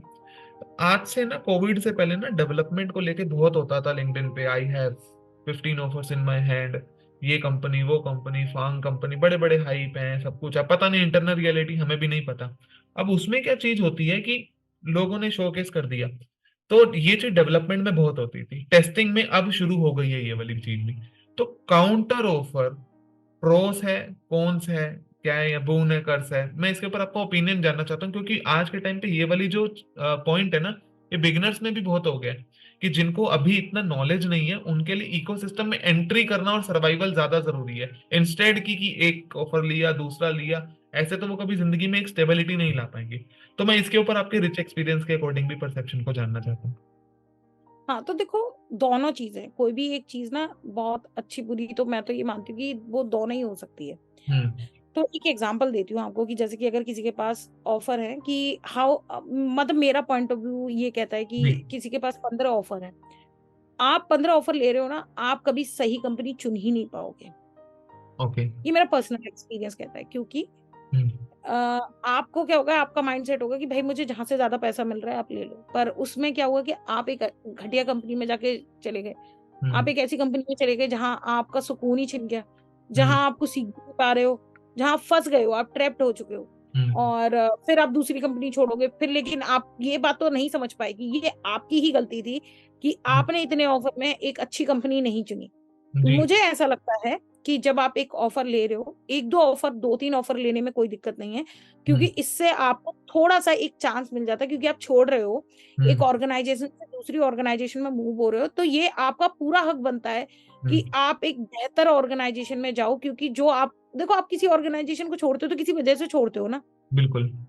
ये तो मानते ही हो ना। तो हम्म। जब आप उस वजह से छोड़ रहे हो, तो आप उम्मीद तो यही करते हो ना कि दूसरी ऑर्गनाइज़ेशन में जाके वो ना हो, जी। या कोई दूसरी मुसीबत ना हो। तो उसके हम्म। लिए आपको क्या करना है कि हाँ, जैसे आप भी इंटरव्यू लेते हो, मैं यहाँ पे बताना चाहूँगी, जैसे अगर आपके पास 2-3 ऑफर होते हैं, कंपनी के पास भी 2-3 कैंडिडेट होते हैं, कि अगर जी। इस कैंडिडेट को रिजेक्ट किया तो दूसरा कैंडिडेट दे हैव अवेलेबल। वो प्रायोरिटी के बाद डिसाइडेड होता है। ऐसे ही आपको भी अपनी प्रायोरिटी बनानी है। मैं नहीं कह रही आपको 18 ऑफर लेने की ज़रूरत है या 10 ऑफर 15, वहाँ हम्म। आप कन्फ्यूज़ हो जाओगे, you are not able to decide it. आप जो भी लो, इवन अगर 15 भी ले रहे हो, तो मेरा मेरा पर्सनल सजेशन ये है कि आप अपनी चेकलिस्ट बनाओ। आप ओके। ये बनाओ कि आपकी प्रायोरिटी क्या है? आपकी प्रायोरिटी पैसा, obviously this is a very important thing. Second thing is a work life balance, company का कल्चर कैसा है? उस चीज़ के बारे में आप लिंक्डइन से लोगों से अप्रोच कर सकते हो कि कैसी टीम है। अगर आपको पता चल जाए पहले से ही कि आप किस टीम में जा रहे हो, तो उस टीम के बारे में पता करो, उस टीम के लोगों से हम्म। पता करो। उसके अलावा आप ग्लासडोर पे रिव्यू पढ़ो, आप हम्म। कंपनी के बारे में देखो। और मैं आपको बता रही हूँ, ग्लासडोर के रिव्यू ना काफ़ी हद तक सच होते हैं, काफ़ी हद तक सच होते हैं। ओके। अगर आपको लग रहा है ना नहीं होते हैं, वो काफ़ी हद तक सच होते हैं। तो आप प्लीज़ उन चीज़ों पे फ़ोकस करो। हम्म। अगर चाहे कंपनी आपको क्या हुआ कि, और आजकल जो ये ले ऑफ का जो ट्रेंड चला है, क्या हुआ आपको कंपनी ने ले ऑफ कर दिया। आप हम्म। ये भी तो पता करो ना कि वो कंपनी कितनी स्टेबल है, हम्म। फॉर अ एम्प्लॉय साइड की वो उतना दे पाएगी सैटिस्फैक्शन। मैं जी। एक चीज़ हमेशा बोलती हूँ, ये चाहे आजकल तो सर्विस कंपनी ले ऑफ करने लग गई हैं, ये सब करने हम्म। लगे। तो यार देखो, ये पॉइंट कहीं न कहीं है कि आप अगर करोगे काम तो आपको मिलेगा, और ये भी कहीं न कहीं हो सकता है आपकी कंपनी आपको ले ऑफ कर दे, पर आपकी स्किल सेट नहीं छीन रही है वहाँ पे, वो कोई हम्म। नहीं छीन सकता। जी। पर सेम टाइम पे जब आप कंपनी जॉइन करें तो इन सब चीज़ों का ध्यान रखें। तो हम्म। प्रॉस एंड कॉन्स, ये कर्स हो जाएगा या आपके लिए बोन हो जाएगा, ये आप पे डिसाइड करता है कि आप कैसे चुन रहे हो। आप अपनी प्रायोरिटी प्लीज़ डिसाइड करो, और आपकी प्रायोरिटी सिर्फ पैसा नहीं होना चाहिए। I am hmm. Again repeat, अगर आप ये कर रहे हो तो आप सिर्फ, you will ended up into कि jump from one company to another. और हाँ, बहुत से लोग कह सकते हैं कि मैंने भी बहुत सारी कंपनी जॉइन की है, तो मैं आपको बताना चाहूँगी, शायद 1-2 बार ऐसा हुआ है कि money is my focus, but not always. Okay. अगर मैंने कोई भी ऑर्गेनाइज़ेशन छोड़ी है फ्रॉम पास्ट, तो मैंने वो शायद या तो अपनी ग्रोथ के लिए छोड़ी है, कि मुझे कुछ आगे बढ़ना है, मुझे सर्विस कंपनी से मैं दूसरी कंपनी में, मैं पहले बहुत छोटी कंपनी से एक्सेंचर में आई या एचसीएल में आई, तो क्योंकि मुझे एक अच्छी कंपनी, एक अच्छा प्लेटफ़ॉर्म चाहिए था अपने लिए, जी। नाम चाहिए था, और बिगर ऑर्गेनाइज़ेशन लेवल पे चीज़ें सीखनी थी। फिर सेम टाइम पे जब मैं उन कंपनियों को छोड़ के दूसरी प्रोडक्ट कंपनी में आई, तो मैं ये समझना चाहती थी कि देखो, मैंने ऑटोमेशन तो किया ही है, तो मैं क्यों ना अपने आप को अपग्रेड करूँ, और मोर हम्म। मैं वो कल्चर देख सकूँ जहाँ पे हाई डिमांड है बहुत ज़्यादा। तो हम्म। वहाँ मैं कैसे अपने आप को प्रेज़ेंट कर पाती हूँ, और मैं उस प्रेशर को ले पाती हूँ कि नहीं। तो ओके। ये सारी चीज़ें डिपेंड करती है। तो ग्रोथ एक ऑल्सो इम्पोर्टेंट फैक्टर है, मनी ऑल्सो इम्पोर्टेंट। तो you have to decide, then you can choose. Okay.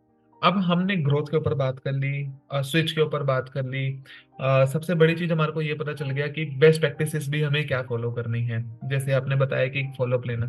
But अब सिलेक्शन हो गया है, कंपनी में रिजाइन डाल दिया, एग्जिस्टिंग कंपनी में न्यू कंपनी को ज्वाइन कर लिया, बहुत सारे ऑफर लेटर में से एक को पिक कर लिया, बेस्ट सूटेड को आपकी चेकलिस्ट के अकॉर्डिंग 60 डेज और 90 डेज का नोटिस पीरियड पिक्चर में आ गया।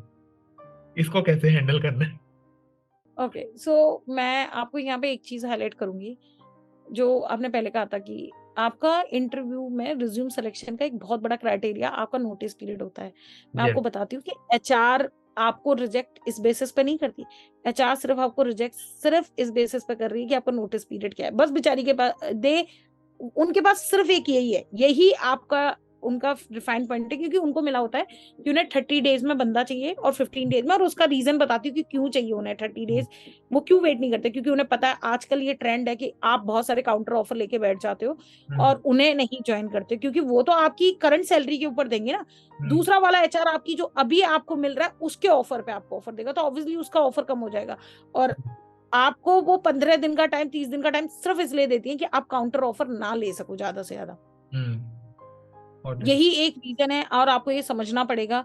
तो आप या तो सेम पैरेलल टाइम में बहुत सारे इंटरव्यू दे रहे हो, और आज पता है जो जॉब कर रहा है ना वो नहीं दे पाता पैरेलल इंटरव्यू बहुत सारे एक साथ। अब आ जाते हैं आपकी इस पॉइंट पे कि नोटिस पीरियड को हैंडल कैसे करें। तो मैं यहाँ पे एक दो चीज हाईलाइट करूंगी, बहुत सारी हैं जिन लोगों ने बताया हुआ है कि कैसे आप कर सकते हैं। तो देखो, अगर आपके पास जेन्युइन रीजन है कि you can leave that organisation, और जैसे कि जो भारत पे के फाउंडर थे, जो बहुत फेमस है, उनका नाम मैं नहीं लूंगी, उन्होंने कहा था कि कोई भी कंपनी जो बोलती है कि नोटिस पीरियड, वो आपको नहीं रोक सकती है, कोई नहीं रोक सकती। आप अपने ऑफर लेटर को पढ़ो कि हो सकता है कि आपकी कंपनी में बाई आउट का ऑप्शन हो, कि आप इतने दिन की सैलरी दे दो, तो आप दूसरी कंपनी से बात करो कि आप इमीडिएटली उनको ज्वाइन कर लोगे। अगर आपको क्लियर है कि मेरे को यही ज्वाइन करनी है, आप उनको बोलो बाई आउट का ऑप्शन है, आप ये पे कर दो, मेरी कंपनी मुझे छोड़ देगी इमीडिएटली। दूसरी चीज है कि अगर बाई आउट का ऑप्शन ही नहीं है और आपको छोड़ना है जल्दी, there is a lot of reason, आप कह सकते हो। या फिर अगर एचआर से आप सिर्फ स्टार्टिंग का डील कर रहे हो कि भाई मेरा तो 90 डेज का, क्योंकि मैं सर्विस में थी, मेरा 90 डेज था, मैं कैसे छोड़ के आऊं। तो मैंने उनसे कहा कि ठीक है, see this is one of the thing, शायद ये तो एक सीक्रेट रिवील करने वाली बात है, क्योंकि ऐसा होता है ऑर्गेनाइजेशन में कि लोग 30 दिन में भी छोड़ के जा रहे हैं, 45 डेज में भी छोड़ के जा रहे हैं। आप बात कर लो एचआर से जब आपका सिलेक्शन हो जाए कि देखो मैंने, ठीक है ऑब्वियसली मेरा 90 डेज का है, उसको तो मैं कुछ नहीं कर सकता, but I have a buy out option also, and I have seen in my organisation many people have left the organisation within a 13 days and 40 days, so might be I got also get the opportunity. ये तो एकदम बहुत ही worst case होगा कि आपकी अपनी manager से बिल्कुल नहीं बनती है तभी आपको नहीं जाने देगा, वरना ऐसा नहीं है कि ऐसा ना हो। अगर आपके ऑफर लेटर में बाई आउट का ऑप्शन लिखा है, तो आपका मैनेजर तो क्या, कोई भी दुनिया की ताकत आपको नहीं रोक सकती है वहां पे। आप पैसे दो, आप चले जाओ, कोई बात नहीं, आप जा सकते हो। तो ऐसा डरो मत एकदम। और वो सोच रहे होंगे, कुछ लोग सोचते होंगे नहीं यार ये मुझे अपनी जेब से देना पड़ जाएगा, नहीं, आप दूसरी कंपनी से बात कीजिए जो आपको हायर कर रही है, आप उसको बोलो कि सी बाय आउट का ऑप्शन है, आप मुझे इतना पैसा दे दीजिए और मैं इमीडिएटली ज्वाइन कर लूंगा। तो मेरे को भी कई कंपनियों ने दिया है, ऐसा नहीं है कि मैंने उनको जो ऑफर दिया है तो उन्होंने वो किया। तो ये चीजें हैं कि हैंडल कर सकते हो। दूसरी चीज, there is a few reasons you can also highlight, कि आप या तो जगह स्विच कर रहे हो, कि आप दिल्ली से बेंगलोर शिफ्ट हो रहे हो या फैमिली के साथ, आप अपने कुछ रीजन जो जेन्युइन रीजन है आप उनको हाईलाइट कर सकते हो, और you can get it that. Okay. अब इसी में ना थोड़ा सा अभी लास्ट टू लास्ट क्वेश्चन में ना आपने एक वर्ड का यूज किया, चेकलिस्ट। हर किसी की चेकलिस्ट होती है, मतलब हम कपड़े खरीदने जाते हैं तो भी हम देखते हैं कि कंट्रास्ट में ऊपर लाइट नीचे डार्क, या ऊपर डार्क नीचे लाइट, ये भी चेकलिस्ट ही होती है एक तरीके की। ब्लेजर पहनना बहुत कुछ बहुत सिंपल लगते हैं। अब इसी में होता है कि do you follow any checklist जब आप किसी का इंटरव्यू लेते हो, तो कि कैंडिडेट में ये चीजें अगर होंगी तो मैं इसको अपनी टीम में हायर करूंगी एज पर योर एक्सपीरियंस। हाँ, तो मेरा एक पॉइंट ये है कि मैं शायद आपके टेक्निकल स्किल्स अगर थोड़े बहुत 70% भी होंगे ना, मेरे लिए चल जाएगा। पर दो चीजें जो मैं बहुत, एक तो मैं देखती हूँ कि आप बिहेव कैसे करते हो इंटरव्यू में, आप उस चीज को सीरियसनेस है कि नहीं आपके अंदर, सिंसियरिटी मेरा एक बहुत बड़ा फैक्टर है। कि जब आप इंटरव्यू में बैठे हो, मैं आपसे, आप देखो, मैं ये नहीं कह रही कि मैं 1 घंटे में आपको जज नहीं कर सकती, और मैं शायद कई बार ऐसा भी हुआ है, हो सकता है कि मैंने शायद बहुत ही अच्छे रिसोर्सेस खो दिए हों, जस्ट बिकॉज ऑफ मुझे लगा कि वो बहुत मतलब like they sound very प्राउडी in that of term, I can say that, कि बहुत थोड़े घमंडी लगे मुझे। आपको एक कमेंट नहीं होना चाहिए कि आप क्या जानते हो। तो आप अगर ये सोच के कह रहे हो ना कि आप बहुत तुर्रम खाओ, आप तोप हो, तो मैं आपको बता दूं, आप बहुत गलत सोच रहे हो। इस पृथ्वी में ना बहुत अरबों खरबों लोग हैं, उसमें से कुछ पर्टिकुलर हाफ कर दो तो मेल्स या फीमेल्स हैं, और उसमें भी एक थोड़ा थर्ड जेंडर, तो आप 3 जेंडर में से अगर डिवाइड करो तो आप उस जेंडर में हो, और उतनी जनसंख्या में आप एक पर्टिकुलर इंसान हो और उसका एक फील्ड है, उसमें थोड़े से अगर काबिल हो किसी से, तो आप कोई तोप नहीं हो। आपसे भी बहुत अच्छा काम इस दुनिया में किया है। आप हमेशा ये जान लो कि आप बहुत, आपसे बेहतर हमेशा कोई ना कोई होगा, अगर आपको ऐसा लगा तो। अगर आप सिंसियरिटी नहीं दिखाओगे इंटरव्यू में, सामने वाले की इज्जत नहीं करोगे, तो मुझे नहीं लगता है कि आप, फिर मैं उस बंदे को अपनी टीम में नहीं लूंगी। ये तो मेरा बहुत ही क्लियर रिजेक्शन है कि अगर आप सिंसियरिटी एंड रिस्पेक्टफुल नहीं दिखा सकते, रिस्पेक्ट नहीं दिखा सकते, तो मैं आपको नहीं लूंगी।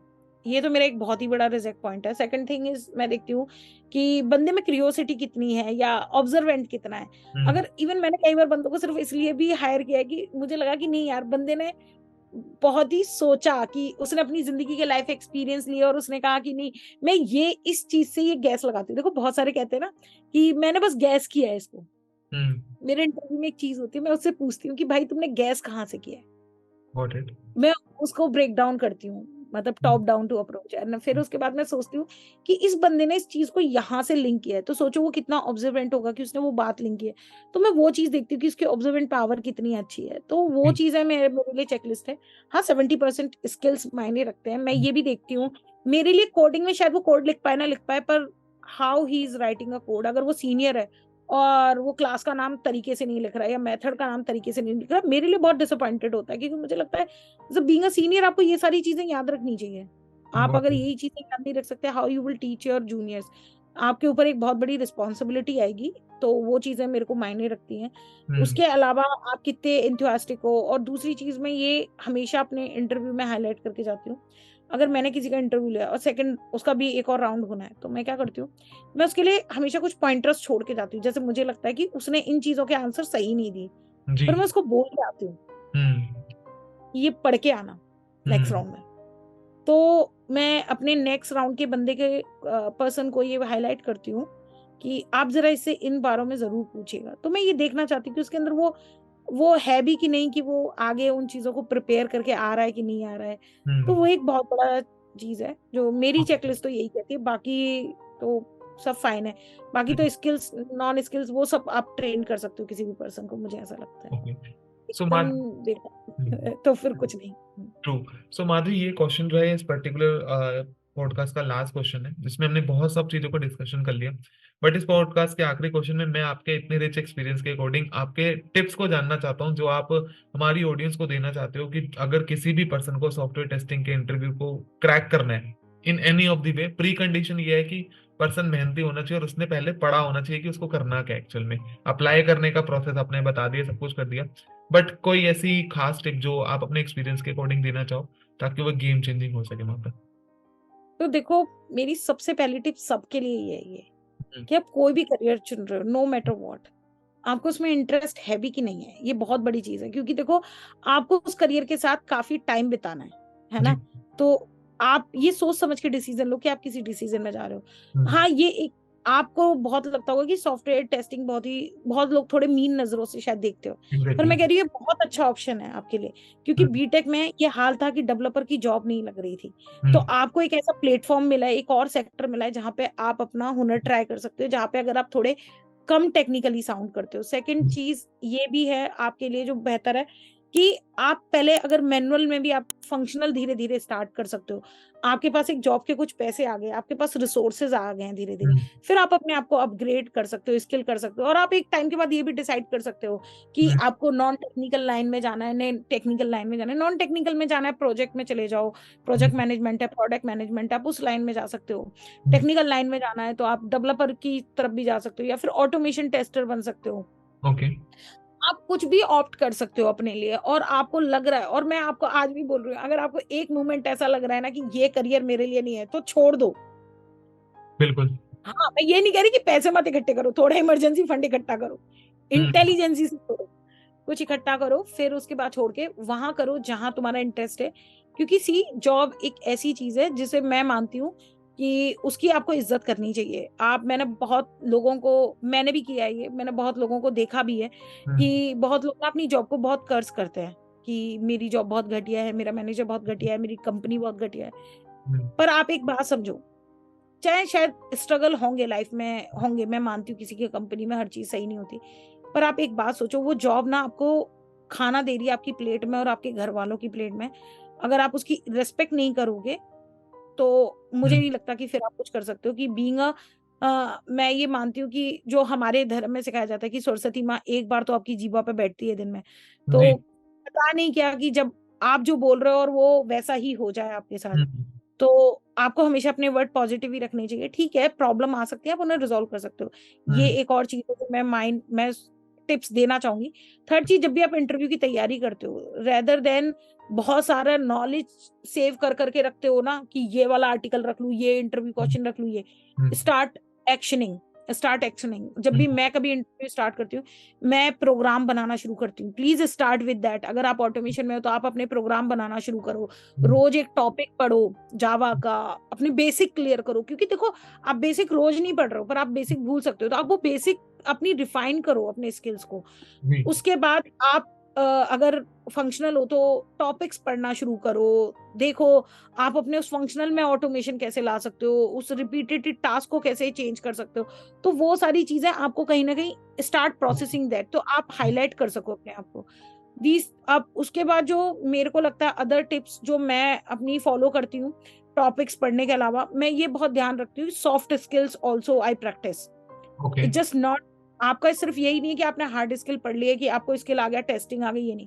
आप अपने सॉफ्ट स्किल पे भी काम कीजिए कि एज अ पर्सन आप कैसे लोगों को ट्रीट कर रहे हो, आप कैसे बात कर रहे हो, ये भी बहुत इंपॉर्टेंट है। आप अपनी एप्लीकेशन रिक्वेस्ट कैसे भेज रहे हो, आप फॉलो अप कैसे कर रहे हो लोगों से, आप लोगों से इंटरेक्ट कैसे कर रहे हो, आप जब ज्वाइन कर रहे हो तब कैसे ले रहे हो।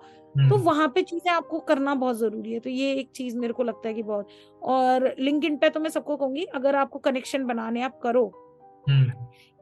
मैं बहुत लोगों को मेंटरशिप की बात कहती हूँ कि मेंटरशिप अगर किसी को चाहिए तो वो मुझसे पूछ सकता है। मैं सिर्फ मेंटरशिप किसी ना ही तो मनी प्रोस्पेक्टिव से कहती हूँ कि मुझे मनी चाहिए कुछ। मेंटरशिप सिर्फ मैं इसीलिए ऑफर करती हूँ कि ताकि मैं, देखो मेरा एक एक्सपीरियंस है और मैंने वो सारी गलतियां की हैं जो शायद आप कर रहे हो, है ना। आज के टाइम में आपके पास तो रिसोर्सेज बहुत हैं, इंटरनेट बहुत है, रिसोर्सेज बहुत है, आप उनको सही यूटिलाइज कर सकते हो, तो आप वो करो। मैं बस आपको जब कोई भी चीज बताती हूँ तो शायद मैं किसी को कुछ बता रही हूँ तो वो सिर्फ ये बता रही हूँ कि देखो मैंने गलतियां की हैं, आप मत करो। जी। तो ये चीजें बेस्ट प्रैक्टिस है, आप लोगों को सुनो। सिर्फ नॉलेज ऐसे मत रखो, सेव कर करके मत रखो। अगर कंज्यूम कर रहे हो तो करो कंज्यूम, फिर उसको पढ़ो, फिर देखो वीडियो को, फिर इम्प्लीमेंट करो। सिर्फ नाम के लिए सेव मत करो। और मेरा तो यही है कि जब भी कोई जरूरत हो किसी को, they can reach out to me no matter what. अगर मैं वैसे नहीं कर पाई वीकेंड में, मैं पूरी कोशिश करती हूँ कि जब भी किसी को हेल्प की जरूरत हो आप आओ। अगर आपको लग रहा है आप एकदम ठेठ गांव से आए हो और आपको कुछ नहीं आता है, आप तब भी मेरे पास आ जाओ बीटेक करके, मैं आपको तब भी शायद सही गाइड करूँ। पर हाँ, मैं आपकी उंगली पकड़ के आपको प्लेट में नहीं परोस के दूंगी। पहली बात, आपको वो मेहनत आनी चाहिए, मैं देखनी चाहिए कि आपको जो मैंने बताया आपने उसमें क्या प्रोग्रेस की है। अगर आप वो करके लाओगे तो मैं शायद आपको बहुत हेल्प कर दूं, क्योंकि वहां मैं कर पाऊंगी ना। करोगे नहीं तो मैं आपके लिए जॉब ढूंढ के नहीं दूंगी, जी। वो आपको खुद करना पड़ेगा। True. And thank you so much Madhavi, जिस तरीके से आपने सभी चीजों को बहुत बोल्ड पॉइंट से बोला कि टेकन फॉर ग्रांटेड किसी चीज को नहीं लेना इंटरव्यू के टाइम पे। सबसे इंपॉर्टेंट लर्निंग मेरे लिए होती थी, और कंफर्ट जोन से बाहर आना। पहले तो मल्टीपल अप्लाई कर रहे हो तो उसका भी एक तरीका है, फॉलो अप लेना और एचआर को भी रिस्पेक्ट देना। और इंटरव्यूअर के साथ अगर मान लो आपका इंटरव्यू अच्छा नहीं भी गया तो उसको लिंक्डइन पर जाके उसके साथ मतलब उल्टा नहीं बोलना, जो कि बहुत एक चीज होती है आज के टाइम पे, जो बहुत लिंक्डइन पर भी चीजें स्क्रीनशॉट शेयर होती हैं। तो हमें इन सब चीजों को टेक केयर करना है। और आपके एक्सपीरियंस से जो भी आपने चीजें बताई हैं, it will definitely help out all those beginners as well as all those individuals जो एक्सपीरियंस वाले भी हैं, जिनको अच्छी तरीके से हेल्प हो सकते हैं। Thank you so much Madhavi for joining and sharing your experience, it really means a lot. Thank you so much मुझे ये मौका देने के लिए। होप सो ये कुछ की हेल्प कर सके, और मैं सच में चाहती हूँ कि कुछ लोग अगर इसे कुछ सीख सकते हैं या कुछ भी उनको हेल्प हो सकती है उनको हो। और थैंक यू सो मच मुझे प्लेटफॉर्म देने के लिए। ये मेरे लिए बहुत ही मैं तो कहना चाहूंगी कि मेरे लिए बहुत इंपॉर्टेंट था किसी के लिए हो ना हो, मैं ये चीज़ जो फैलाना चाहती थी, वो तुमने दिया, उसके लिए थैंक यू सो मच। मैं बिल्कुल। कहीं भी कोई पॉपुलर इंसान नहीं हूँ, मैं कुछ भी नहीं हूँ, पर तुमने फिर भी अगर वो सेलेक्ट किया उसके लिए, मैं उसके लिए सच में ठाकुर जी को थैंक यू कहूँगी कि कहीं न कहीं उन्होंने कुछ देखा कि मैं ऐसा कुछ करना चाहती हूँ, जो आज तक मैं नहीं कर पाई, but thank you. Thank you so much, it really means a lot.